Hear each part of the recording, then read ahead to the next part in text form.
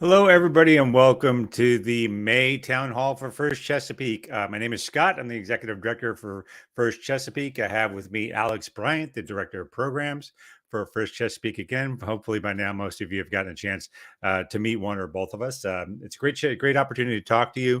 I'm going to update a little bit about the season, how that went, some of the lessons from that, what things we'll do next season a little bit.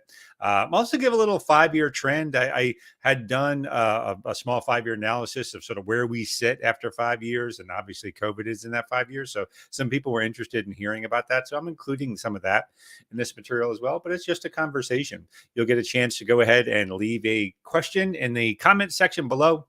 And I hope you can take the chance to do it. If you have a question, there's some questions that I've received from FormStack that I'll put in a slide towards the end. But that is basically how this is going to go. So I want to thank everybody for coming. I will, because I love AI, I will just say it. All the images in this slide deck that you're about to see, they were all generated by AI because I was having fun with Midjourney. So I enjoyed that quite a bit. And I think even the layout of the slides was driven by PowerPoint's new AI features, design features, which are a lot of fun.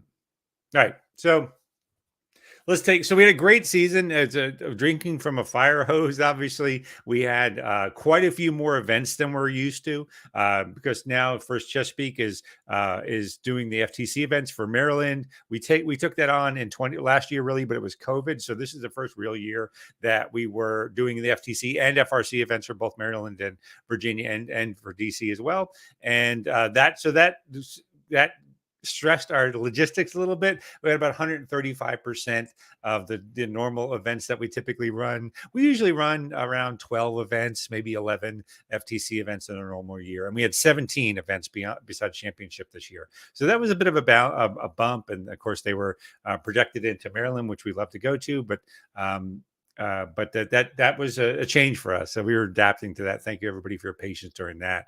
FRC events, excuse me, are down. We're down a little bit. Usually average about 7. We were doing 6 this season. We'll be back to 7 next season. You'll see the events for FTC and FRC repeated again later in this presentation, but we'll be back to 7 next year. But that's been the trend. We're coming back from COVID. I think we are bouncing back. We're down in a few areas, up in other few areas. Mostly that's due to consolidation, but the whole world is building back after COVID. But I think we had a pretty good season overall. A few hiccups there. Timonium event I'll mention at the bottom of this slide, but other than the exception, I think it was a nice opportunity to get back together. So again, season at a glance, the district health is pretty good. Our overall healthy position with thin margins is normal. So people often get questions about the finance of First Chesapeake. We'll always operate on thin margins, so I don't think that's going to be much different. But we're essentially viable and pretty healthy right now. We're looking forward to improved relationships again next season. I want to thank everybody who reached out during this season for the companies they work at and the relationships that they have and helping to expand what's available to us. We're going to roll that over next season into things like expanded workshops at our kickoff events and things like that to basically improve the experience and sort of reduce the barrier to entry, ease the sort of the way that we progress through the season. You'll hear about some of that in today's presentation as well. And the future is going to be focused more on venues and better locations. But we have this next coming season. We have better location and better event distribution than last year, especially in the FTC front.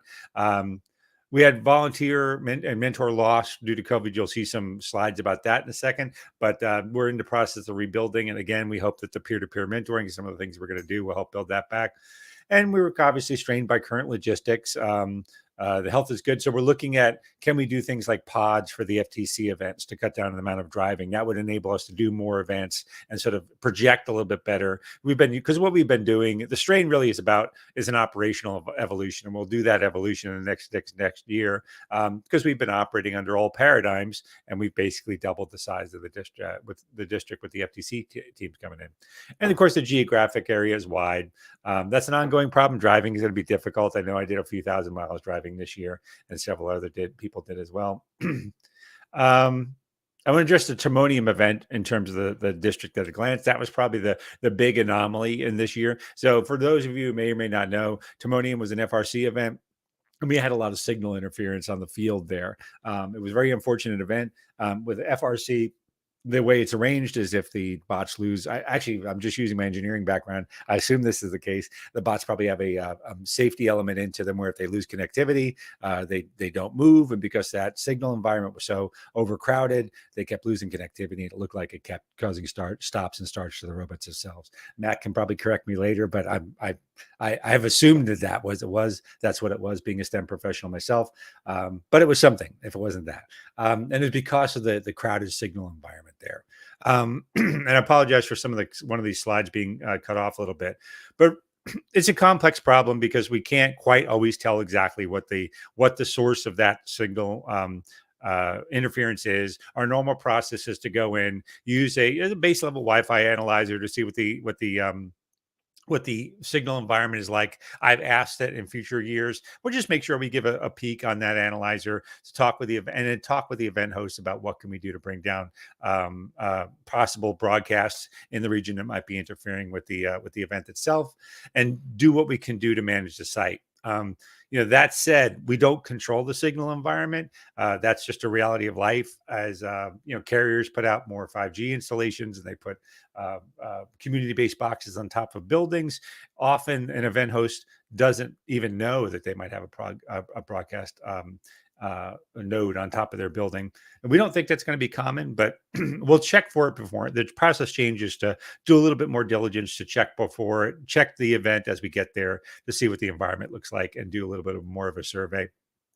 The other real piece of that is communication. So it's not an excuse, but it's a reason that we were unsure where that communication laid with. And I think the FTAs didn't want to step on the judges or First Chesapeake's toes in terms of an announcement or a declaration. We wanted to give people time to manage their process. But really what it came out is I think the message there was we kind of needed to come together, talk amongst ourselves. That would be the FTA's judges and the First Chesapeake rep, whoever that might be, and then go to the pits and ask for a set of representatives, maybe 3 from the teams there, to come talk to us, quickly break down what the problem is, break down what the troubleshooting aspects are, make an announcement at the event, communicate back to the pits as well, run through our process to try to troubleshoot the event, and then iteratively work through it from there. I'm trying to predict unforeseen circumstances, but I think we want that the way we're going to improve the level of communication is understand that it is decentralized. Judges have a large aspect of the field. It's always not clear when you want to step into somebody, but we want to at least collaborate on what we say and when we say it. So I think that will be a big process improvement going forward. Something that everybody should know. Did I say judges? I meant referees. I'm sorry, somebody just gave you a message. I have this weird long COVID, so I have brain fog. So I apologize for that. Yeah, I meant the referees. So I think that communication style can go forward. If we were to do anything, as far as I can tell, the troubleshooting was well done at the event. It was just an unfortunate case, and it is unfortunate. There's 2 things that the community should be aware of. One is that we might call a pause to the event, but that would have to be in concert with everybody that I just spoke to. That's the kind of standard operating procedure going forward, to draw this community of people together to make that type of decision. I think we'd be reluctant to do that without some obvious thing that we're going to do to troubleshoot it. But the real thing to realize is we don't actually have the authority to cancel an FRC event. I don't think people know that, because there's some requests for that, but we don't have the ability to shut an event down. We have to actually go at the first for that permission. So we don't have a direct case to do that. It would be probably a very high bar to make that happen. So all incentive is to make it work as best as we can on site and to troubleshoot it as best we can. We'll definitely look at better communication processes, but that's how we'll work with that. So I just wanted to call that out in the future. I think there'll be some information communicated back to the FRC TAC that will talk to the teams about what happened as well coming up. But I know everyone was very disappointed because we sent out a signal crew. People spent a lot of time looking for a specific reason, and we couldn't find one at the end of it. But I've deployed 5G networks professionally before on military installations. I can tell you signal environments, even in a controlled environment, they're complex. So we'll do the best we can. But signal environments are likely to get more and more crowded as time goes on and more network get deployed. but we don't think it's going to be a serious problem. But we'll definitely mitigate to check for it when we get there in the future. All right. So let's the broad strokes. I should have asked Alex. Is there anything? I know you were at the event. I wasn't at the event. Is there anything you would add to that, or anything you would add to the Timonium comment? No, I think that really covers a lot of it. And, as someone who was there, like, we really appreciate everyone's patience and Yeah. understanding as we worked through that and troubleshooted. And, knowing that everyone's there is volunteering and working to get that on board is really, you know, I think that we'll learn and we'll continue to improve. And like Scott was saying, there's a lot of things that are developing and that we now know of that Yeah. we'll be sure to keep vigilant of in the future. Yeah, thanks. And that thing I put forward that we'll have that joint group. The real variable there is identifying which of the team mentors that would come forward. And I'm just throwing that now number out 3, but we'll flex at the event. That's something that's right for the event. That'll probably be the hardest thing to identify right away. But I think that draws in all the representatives of First Chesapeake directly, the event host, the referees representing the volunteers basically, and the coaches and the mentors. That forms a core group of people who can really, with intelligence, talk about the impact and talk about the options in front of us. And honestly, that's in a world of limited options, that's the best I can come up with. And I think that democratizing that is probably the best way to go forward. So that's the theory there. That's the theory. So let's talk about broad stroke improvements for next season. And I'll talk about the 5-year trends in a second, but I just want to start at the roll up, the aggregate stuff to talk about first. So really, we're going to have, so going and we want to improve the events. I thought the events were great this year, but we're going to make a little bit easier on the event managers. We want to be able to share community knowledge. So we're going to be looking at things like, can we do more formal event manager training earlier in the season? So if you've been tagged to be an event manager, whether it's an FTC or an FRC event, we'll be having some online sessions with other veteran event managers. People have been very gracious in terms of volunteering for that. And we have a number of veteran event managers here as well. But we know that COVID transitions things. So we want to make that a broad skill in the community, because that increases our resilience, and it also makes just more sites available for us as we want to sort of spread out and provide better support. So we'll be doing some version of that. There'll be some online sessions early next season for the event managers, and we'll do some rolling basis. FTC will be the earliest, obviously, and then we'll move into FRC for things we get in place, and how to handle things like the communication plan that I just put out, how to handle incidents, injuries or security or any of those things. All of that would really, the paperwork involved, all of that would really come out in this event manager training. And I think that opportunity to talk peer to peer in the district, I think, is highly valued. You don't need us to be gatekeepers or bottlenecking, right? The more we can open up each one of you to each other, you're the best resource we have in the community. So the more you can talk to each other, I think the better. And we want to facilitate that. Also with mentors and coaches, we're going to be arranging probably a series. We're working out the exact structure. So if you have a suggestion for that, it would be great to hear. Same thing with the event manager training. If you have some specific suggestions on timing, on content, and if you'd like to be involved, please reach out to Alex. He'll be able to sort of help get you connected with those pieces. Shelly might take over the peer-to-peer mentoring piece, but this all help us get what we want that to look like as a community next year. Mentor training is a peer-to-peer, just advice on how you do your robot builds, especially with new mentors or coaches, how you do your robot builds, how you get the team to the event, lots of different things about how do you plan for championship. We had a couple of rookie teams that went to championship who were, for people who've done it before, it just seems you don't know it. You forget that you learned something when you've been doing something a long time. You forget that you even learned it. But for new coaches, they don't know what the standard expectations and some of the standard planning elements of this all are. We're looking at doing things like just putting out a budget, sort of a template ideal budget for FTC team or running an FRC team, not the on paper, but the real one that would be up there on the site. So small resources like that, some peer-to-peer mentoring, we think that will be hugely valuable. Again, if you're willing to participate in that, we would love to hear from you. When we look at the kickoffs for next season, we want to get back to sort of enriched live kickoffs. So we've been talking to a couple venues for FTC already. I know we've got some it's lagging in the FRC season, but we'll talk to some FRC potential hosts. We would love to see sort of virtual workshops at these live kickoff events. So getting together in person, having a couple of workshops around what the community think is important, make that a community source conference. I think an unconference, as I'm used to hearing it called. I think that will be I think that'll be incredibly valuable. And also, we'll look next summer to having a peer-to-peer mentoring conference, virtual conference in the summer. So something more in depth, especially as teams are ramping up over the summer. How do they plan for funding? How do they do all that kind of stuff? I think that would be the content there. Talk about in-person kickoff. So I'm repeating what I said a little bit before, but community call for workshops. So we'll have that site, that call out to the community via email pretty soon. We'll have an on-site tour of the field. Obviously, last year we had to do the virtual tour of the field. That was disappointing, but to be equitable in that, we want to make sure that we have several events around their district so that everyone doesn't have to drive to just one location, but a few, maybe north and south, or 3 events, something like that. Whatever distribution we feel is appropriate, we would love to get something. We can help support those events by bringing the fields out and helping them get set up. Yeah, that'd be great. So hosts for the FTC kickoffs, please contact Alex. So that's another call to the community. I really appreciate that if you're willing to do it. And then we're going to work with sponsors to do small team rewards next year.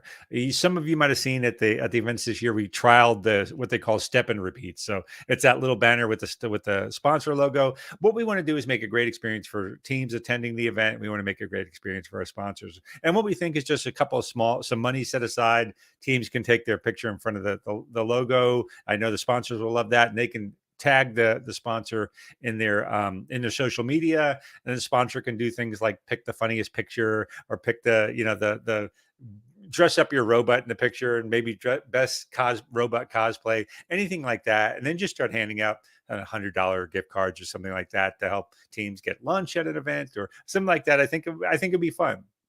So that's one of our just environmental improvements for next year. And then more opportunities to engage with teams. One of the things we really wanted to do at Championship, but we just couldn't get to work, would have been great to have a curated social media wall. So if people are putting up TikTok videos or posting tweets or Instagram or whatever of the events, to have those sort of rolling at some point somewhere in the event. We're going to look more specifically at doing something like that next year. We think we have an opportunity for it. But yeah, I think that'll be great. And also maybe social media takeovers. So just more engaging ways for the community to showcase each other. And again, get us out of your way and let the community be more crowdsourced with each other, more interactive. And then we're going to look with, so it looked like the cybersecurity card game was very popular at Champs. I was actually shocked. I thought it would be popular, but I didn't think it would be that popular. We also want to have FTC and FRC expos at Champs, at FRC Champs. And then FTC Champs will feature Lego FLL as well. But we're going to have some more opportunities for cybersecurity card games, maybe in some enhanced AI, little kitschy games about, can you write an essay on a topic and rate them in a quick time? Can you pick up misinformation? Those things might be fun to do. I think that'd be enjoyable next season. Alex, anything you'd add about Broadstrokes for next season? No, I think you covered it. Yeah. Good. I'm a talker, so I get all the topics. All right. So trends, this is going to be really dry. I can't believe people wanted to see it, but people told me they want to see it. So here we're going to go. All right. So let me talk about trends and where we've been. Just where does the district stand in this 5-year model? Where have we been? I will say this. People can come up with some interesting narratives. When I go out when I've been out in the district, and I've had the privilege of being out there a lot. Yeah, some people think things that I don't know where they got that from. So maybe it'll be good to look at this data and just get where we've been and where we've gone. So the biggest change in FTC team growth really is in the 2022-2023. So previous to that, those events have been run up in Maryland, and now the First Chesapeake itself took over the management of that events in 2022, but we really took it over in 2023, this last season. That 2022 year's fiscal year. So that would have been last season. So this season is 2023. And as you can see, like overall, there's been a lot of, if you looked on paper, there's been a lot of growth in the number of teams in the district. So like we're at 135% of the teams in FTC that we normally expect. But that's a little deceptive because in each one of the sub-regions within First Chesapeake, so Maryland, Virginia, and DC, we see kind of across the board about a 20% reduction in each one of these areas. And that line, that green line at the top, that's national trends. So you can see with an FTC, we're actually tracking exactly on national trends. So we kind of had the growth that they saw during the up until 2020, which was our height, and then we saw this sort of fall off due to COVID, and then it's sort of a leveling off in the years. It's kind of at the tail end of COVID, and then this year. They're really the big, the big reasons you'll hear a lot of this: the teacher loss, things like that seem to be the primary reasons. So next year, we're hoping to sort of bring people back into the fold with, as I said, return to kickoff events. Some of the other things we're looking at for next season is, just to reiterate, there will be no out of district play as we did in FTC this year. So we're closed until most of the other districts open up. We're going to be closed to other district play. Now there'll be a few exceptions and those for specific teams that have a need. So there's only like 3 teams in the West Virginia area. They're welcome to play here. I think everybody feels they're welcome to play here. A couple of the teams from Puerto Rico don't have real play options. They really love coming and meeting everybody in the district here. So those are the special case teams that we would bring into the district. But overall, we're going to be closed out of district play. Future decisions about that's something I really want to tack to the team advisory council, the FTC team tack, to make the decision on. I would sort of at least collaborate with them on what we might to do. So I don't think that's going to be volatile year to year. That's the kind of decision that I would love to see made at the tack. And had I been had my feet on the ground a little bit more, how that decision would have been made this year. It was just I was new and had to make the decision early. So it's my cringy decision for this year. I mentioned the possible individual exceptions. And then this next year, what you're going to see is there are fewer events, but there's many more teams at these events. There's a couple of reasons for that. What we're really trying to look at is the twofold. One, the logistics problem of having 17 events this year was a big strain, difficult for it to manage. So that's helping to create the sustainability by bringing down the number of events. But the real big deal is to create more advancements per event. I think everybody felt very it just was a little damp, just a wet blanket. It felt like to have 2 teams going forward out of a whole event. That's a little rough. So really, we're looking forward to more teams advancing per event. So that's 4 or 5 teams going forward. And I think we're planning to 52. Is that right, Alex, for next year's FTC champs? That's right. Yeah, 52. Okay, so there'll be a total of 52 teams. So you can figure out the math. We have 12 events, 52 teams need to go forward. We're not going to be, as we did this last year, there's no automatic advancement for our site hosts. We consider site hosting as a fundraising opportunity and a bunch of other things like that. But we won't do advancement, mostly because that limits the number of advancement slots that we can have per event. I mentioned it was 2 or 3 advancements per event this season. Had we had automatic advancement for team hosts, it would have been 1 or 2 teams advancing, and that would have been really, I think, a very difficult thing. So we want to create more teams advancing and going forward. We are going to appeal to First for more slots at Worlds. It was somewhat effective this year. Alex did a fantastic job getting additional slots. We ended up getting back to the original number of slots that we had, even with the out of district teams playing. So we ended up sending the same number of teams this year as we would have without them, which was a nice advancement. But I know we'll make that appeal next year. FRC past trends and future planning. So FRC, that we're not actually tracking national trends here. I should say national. That's first wide trends. So this includes global. There's been a lot of growth in first global. But we've seen this slight decrease in FRC teams in our district and an increase in teams globally. And mostly due to, again, global increase, but we just not been tracking in the same track. Everyone saw a big dip in 2021 due to COVID, obviously, and returning in 2022 and 2023, we had the same exact number of registered teams between the two. A couple were place name holders this year, registrations, and they didn't play, but it was right about the same. So we're tracking evenly in the last 2 years, while globally we're there's a slight uptick.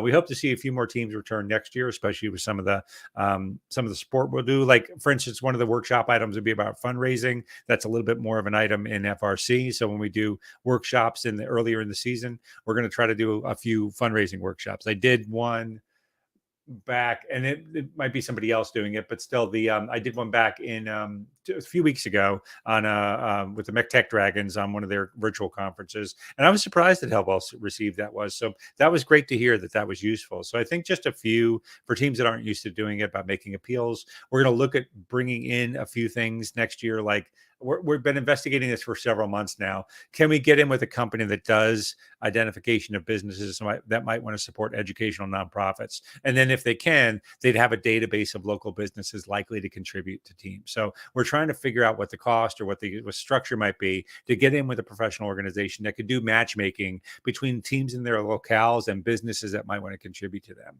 I'm actually personally very excited about that. I think that could bear a lot of fruit for teams.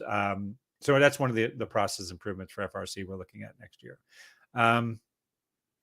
Yeah, I surveyed informally the non-returning teams just to find out what was going on last year. Back in November, they had a little bit of a concern because there were so many teams not returning, not just in our district, but first wide.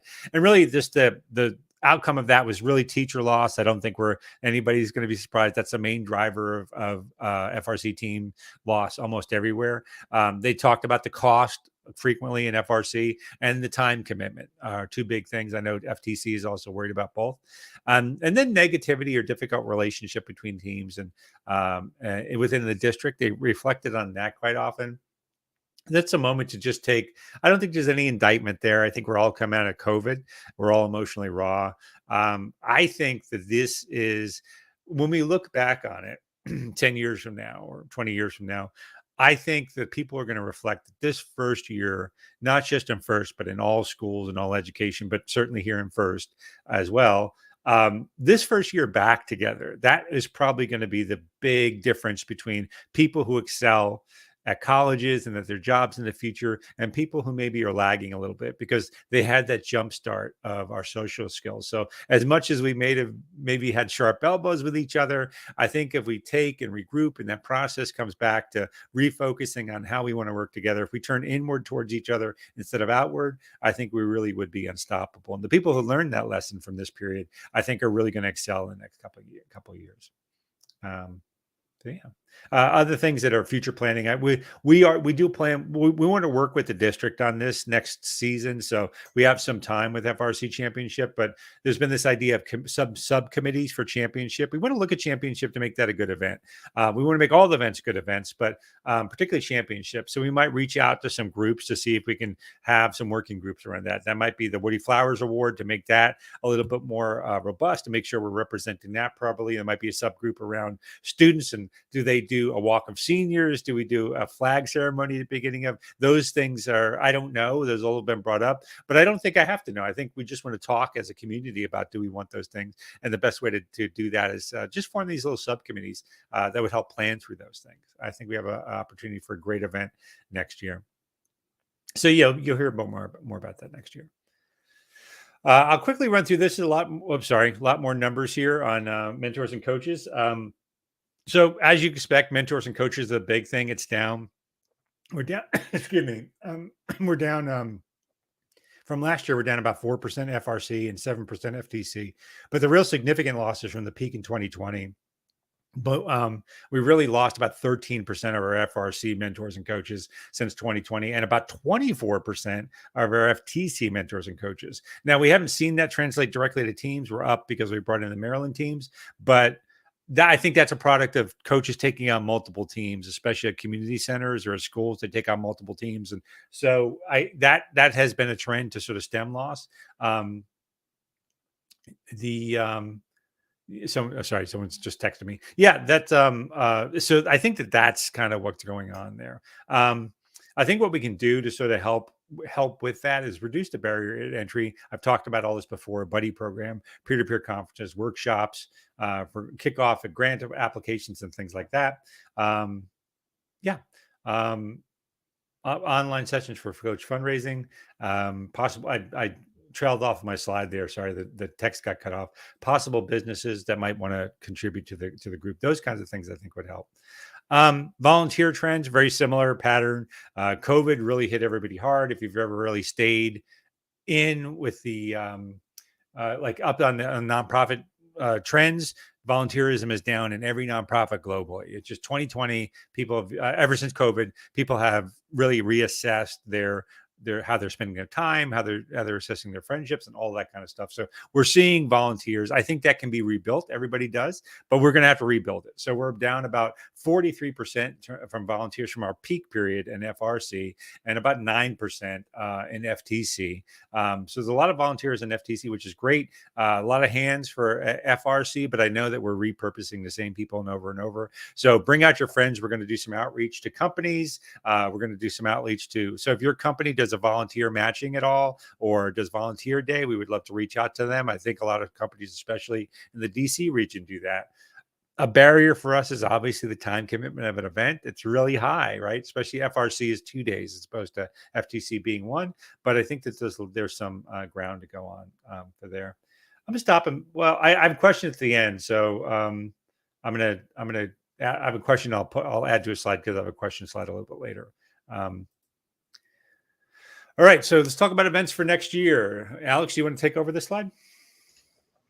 Yeah, absolutely. So thank you to everyone who has volunteered and who has worked with us already to get these teams and to get these events scheduled. We really appreciate it. We're looking at 7 FRC events, which will give us about 134 teams, which will be great based on those stats that Scott was sharing earlier. We're returning to some, and we're also exploring new options. The goal here is to create a network, an ecosystem of places where we can host events so that the burden doesn't have to fall into the same team again and again. And hopefully, as this ecosystem takes shape, people will be able to have a little bit more creativity and fun with their events, such as naming them or branding them in a way that's entertaining and exciting for the teams to return to. For FTC, we are buttoning up a couple of loose connections here, but generally we're trying to get a better distribution of FTC events in Virginia, Maryland, and DC. We do have one in DC, so we're really excited about that. And we have enough that we're splitting about 50-50 in Maryland and Virginia.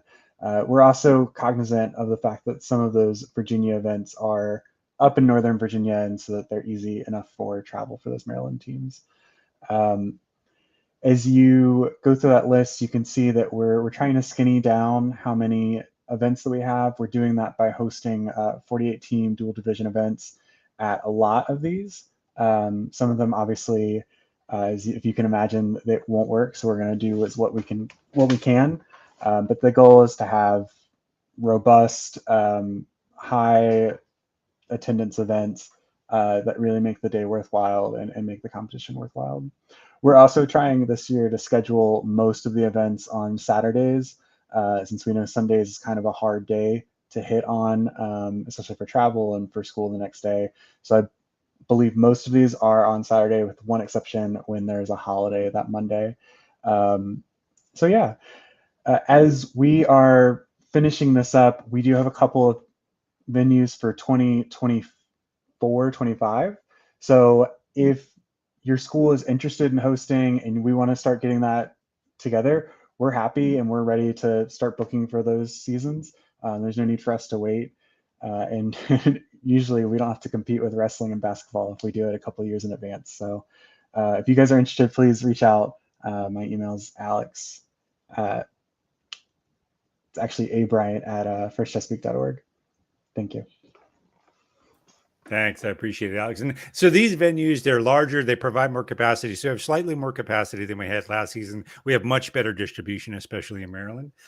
There's 2 smaller events in Maryland, the BAPL and Annapolis, but I think those will be good events. They're great locations, right? That's right. Yeah. But yeah, so and we have some standby. So just in case we won't, where we really came into problems last season, as you know, when we started the season, we weren't sure. When we ended the previous season, nobody was sure if we were going to be back to in-person events. So we didn't have these events lined up. We were scrambling to find 5 new locations. So and people were stepped up. I can't say enough how wonderful everyone was involved in that. And specifically, I just want to call out Rose Young, who was just a lion. In sort of getting those events for FTC. Really so helpful, and a lot of the community members. So I don't mean to slight anybody by not going through a litany of names, but I just want to throw out there's several people who really help with that. That I just want to be I say so thankful. They did a lot for the district in terms of that. But we have now some standbys as well, so we won't be scrambling at the last minute. So we end up with a larger splash of teams coming in, and we'll look at what the distribution might be and make a decision very early. So we won't be changing that in the middle of team assignment. We're looking this summer. We don't have a specific thing to say, but we're looking at an online tool that will help a lot more with event selection next year as well. So you don't have to do this like submit, wait to hear back from us kind of thing. You'll be able to select your events a little bit more intelligently next year. So yeah, we'll be looking for that. Yeah, so community questions. So most of the questions are getting about Timonium. I'll take. So is there a follow up from Timonium event report that was promised? I'm not sure what was promised, but was guidance is given to the event staff? And what guidance was being given to event staff and volunteers on communicating challenges like occurred at Timonium with teams? I think I've answered that question, but again, just to reiterate, having a group of people that would actually consolidate around this issue. So basically have an emergency action team. I used to be a public safety IT section chief. So you get this ad hoc group, each representative for the big stakeholders. So slightly more from the teams, obviously, because there's more teams there and they're mostly effective, but volunteers, site owners, First Chesapeake and the FTAs, and then the teams, get them together and them talk with the goals of knowing they need to communicate, knowing that they need to come up with an action plan for troubleshooting. And there's a question I have about troubleshooting in a second. And then that communication should flow from there. That's the only contingency plan I think I can come up with for a general. It could be anything from earthquakes to microwave ovens. So that's the best I think we can do. That said, I think this feeds into the next question. I'll get the last question on the slide in a second. But I had a question. I apologize. It's a little paraphrased. But so why wasn't there's a question about why wasn't the event paused? So why wasn't the event paused in this circumstance? I think that's a little hindsight. So when a problem occurs, it's not always apparent that we should pause things. I think especially for uncertainty, you're not sure that it's a deep problem. You're not sure it's a recurring problem. A pause to an already I don't know how long those events are, but 12 hours, something like that event is high impact. So I think people were reluctant. Again, this is reason, not an excuse. And the way we'll work that out in the future is that group would talk with one another about, do we want to pause? How long do we want to pause and go? But all the details for how we would do that, I don't think were apparent. The rest is there was HQ tools that were available, but that process takes a very long time. We would have essentially canceled the event, which, as I already said, we can't do. So the HQ process takes a while to get in and help troubleshoot that. Although they were helpful for it, it's not something a process that works very quickly. And the HQ tools, just in our case, they weren't sufficient for scouring that environment. And as far as I know, we never did end up with a solution. We had to go out to a college on a late night trip to get some of those material. That's not something that a pause would have helped with. So why don't we pause is really a question of, is it apparent when we needed to pause? And I don't think it was to many people there. So I know people may not like that answer, but that's the best answer I really have. I think people did as best they could with the tools that they had in a situation that's uncertain. I liken that to just anecdotally, as I was in a wheelchair for a while. I think I might have mentioned that, and it was one of those things that I didn't know. I thought I was a young man. I'd gotten a back injury. I didn't know. I kept thinking I'm going to get up the next day and I'll be fine and I'll just be a little sore. And I didn't know it was going to take a few years to work itself out. But that's the problem with many problems like this. You think they're imminently about to solve themselves or reconcile, and they end up not doing it. But you only realize after the fact that they were that long. And in my mind, I make it akin to that. Impact awards. There was a question about impact award videos. Is there a reason why videos are submitted via Google Drive versus thumb drives? I think they mean judges put them on thumb drives and take them around. That pose a security risk. I mean, thumb drives plugging in, yeah, that's a security risk, but there's security risk everywhere. I don't know if that's a valid reason, but they have to be handled by numerous people for additional risky human error. Yeah, there's a error in the process. I I don't have information that's as often an error. So again, I'm not sure that data point. Maybe there is, but I don't have information on that. The real reason is I think Wi-Fi is unpredictable in most of these locations. It's just, especially in the judges' room, we often have it at the location, but the bandwidth it would take up to do it. We just went through a very long explanation of signal environment at event and how that can negatively impact things. So keeping the signal in the locale as low as possible is important to preventing future occurrences of things like that. One of the side effects is we end up trucking things around on hard drives a lot because we're trying to keep the signal low. So why does it do that? I think it's just an attempt to keep the signal environment friendly to the event, and also just the unpredictability of the thumb drives and so forth. All right. Is there any additional questions? I have a last slide and some things to go over. Was the negativity point specifically to see it to Chesapeake or internationally? Was the negativity point specifically to Chesapeake or internationally? I think you mean earlier. I think you're asking me about the sort of negativity in the district. I didn't ask. I didn't talk to teams globally, so I wouldn't. It could be global. I don't know. I will say that I've talked to some of the YPP and some of the other folks. They have reflected that across first, this has been a difficult time. People have sort of been out of margins in behavior or however you might describe it. But this has been one of the worst seasons in terms of people's having emotional difficulty getting through the season, relating to one another in a good and collaborative way, that we've really stressed our ability to do that. And I don't think there's any magic here. I really just think it's COVID. I think that having been shut in the house for so long, everybody's uncertain of the future. We have a lot of emotions and time invested into this. So it raises the emotions of people at the events. I think that just created an environment where we're all having difficulty with one another. So as far as I can tell, it's first wide. I didn't talk to other teams directly though, but I think across the board, people are just struggling a little bit more than they have in the past. So that's why this is the time for a little bit more kindness, a little bit more understanding. That's probably going to continue for the next few years, especially with disruptions like AI and everybody is worried about the economy and all those kinds of things.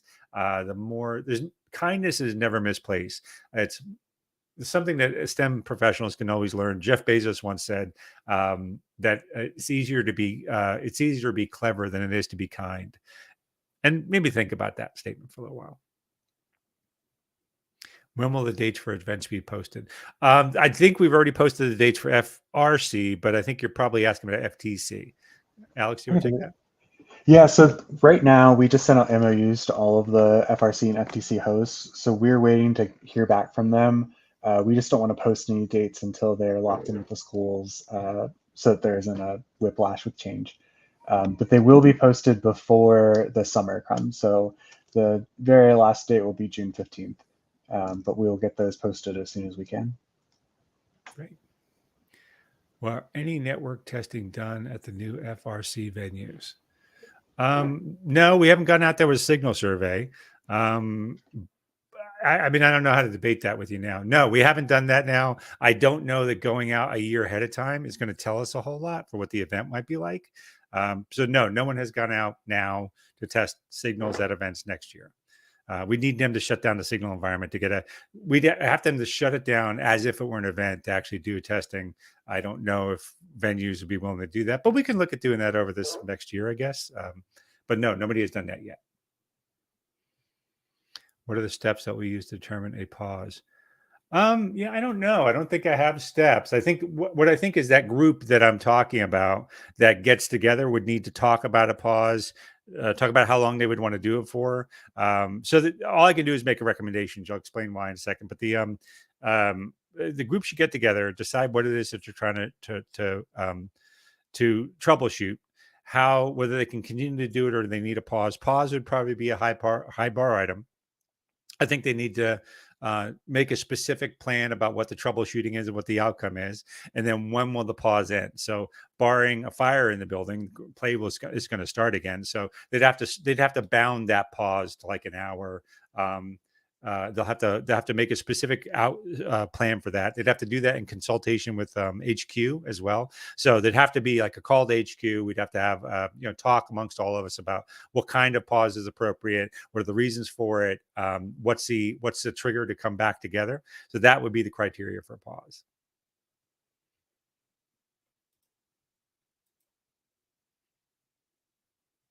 All right. Any other questions, basketball? I have another slide too, so a little bit more to talk about before we end, but I'll get these questions in now. You might have more questions in a second. Okay. Yeah, and also someone added if HQ says we don't pause, then we don't pause. So it's weird. It's just sort of shared when somebody specifically isn't in charge, nobody's in charge, right? It makes this weird situation. So we have this we have to have a concession, but first is the one who gives ultimate permission for whether we can pause or not. But I think that consulting group would do that, would have that conversation with first. All right. So I think capping things off, we have an excellent season ahead. We have a number of improvements. I would just point out those are organizational improvements. So these are contracted best practices. These are sort of directions to go forward and sort of ad hoc troubleshooting. These are sort of specific vendor programs. So better communication events, crowdsourcing of some decisions, decision making in emergencies, more and better team engagement opportunity, and more and better coach support and workshops. So those are all. I think we have a great season ahead of us next season. We can work out how we want to address these problems, I think, as best we can. But I think that'll be very useful. I'm going to talk about some transitions that'll be happening next year. As I mentioned, all of everything I talked about will continue into next year. Those are on, I know, Alex and Shelley's radar, as well as everyone else in First Chesapeake. We've documented many of these changes, but I have to share the sad news that unfortunately, many of you know, some of you know, not many, some of you know that last December I had a health challenge. I got fairly sick and I powered through the rest of the season. But that cost to me was pretty high. The 7-day-a-week schedule, and given my health, which just hasn't recovered, I'm just not able to maintain the schedule. So I'm going to sunset my time here at First Chesapeake at the end of this season. I'm probably going to continue into the summer as we do a search and find a new executive director. I'll help lead that search with the board. But I'm going to have to end my time for Chesapeake after this season. So it's been a great time. It's very bittersweet because we have a lot of turnaround to our processes. We've got a lot of things normalized and we've cleared a lot of brush. And so I'm not going to be able to reap the benefits of that, but I just need to attend to my health a little bit. So we will be, so all of these changes I just talked about, those will continue into the next season. That's all been in collaboration with everyone here. So this is our official announcement here. I've already told First and a number of other people. We'll be posting this ED role tomorrow on Indeed, LinkedIn, and Idealist. So if you know somebody, please go ahead and apply for it. But yeah, so I just want to say it's been a tremendous time getting to know everybody in the district.